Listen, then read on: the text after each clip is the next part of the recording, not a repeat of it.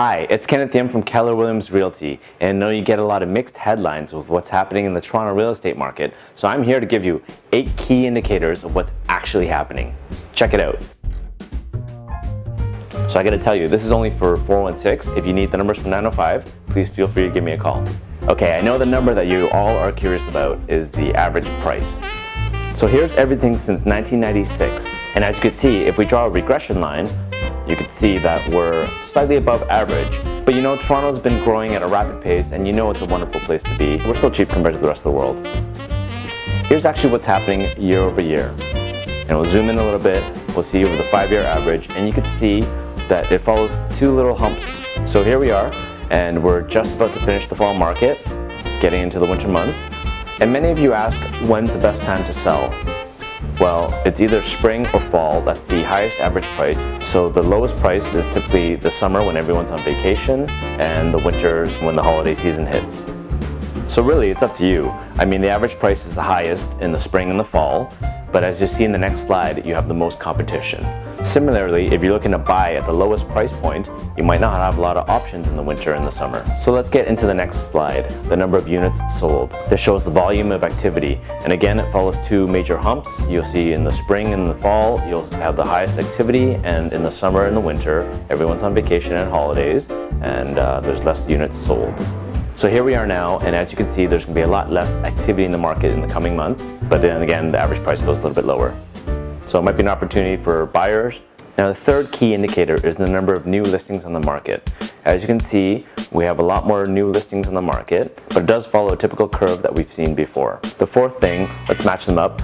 So the ratio you see here is basically the amount of units sold compared to the number of new listings that come onto the market. Right now, we're just around 60% of sales to new listings. So if you look at the trend line, we're seeing slightly less sales, but overall the market is pretty healthy. The number of active listings. So that's what's currently listed in the market and it hasn't been sold yet. We'll see the trend line is moving a little bit up in the beginning part of the year. You can see it's been pretty low.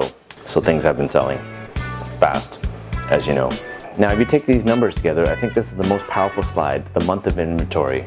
So basically that means if nothing new were to come onto the market, how many months would it take to sell whatever we have active on the market? So we take the number of active listings, divide that by the number of sales every month.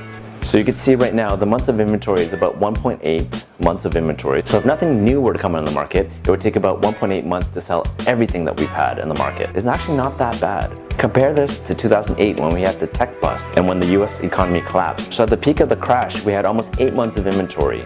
And as you know, that blip didn't last long. Overall, we're still pretty healthy. So the days on market tells us on average how long it takes to sell a home in today's market. And as you can see, the numbers are trending downwards. Although we're a little bit above the average line, it's still going down. We're looking at right now about an average of 21 days to sell your home in today's market. And again, it follows the same seasonality curve. In the spring and the fall is the hottest markets, and the summer and the winter, it's a little bit slower because people are on vacation. And this spring in 2017, you saw a crazy boom. Everything was selling really fast.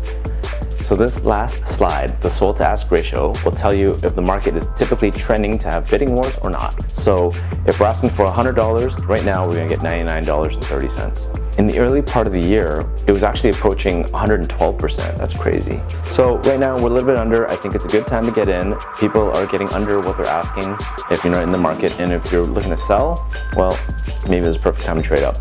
So as you can see, we're not going to head to a crash anytime soon, but we have less than a month before the government implements their new mortgage qualification rules.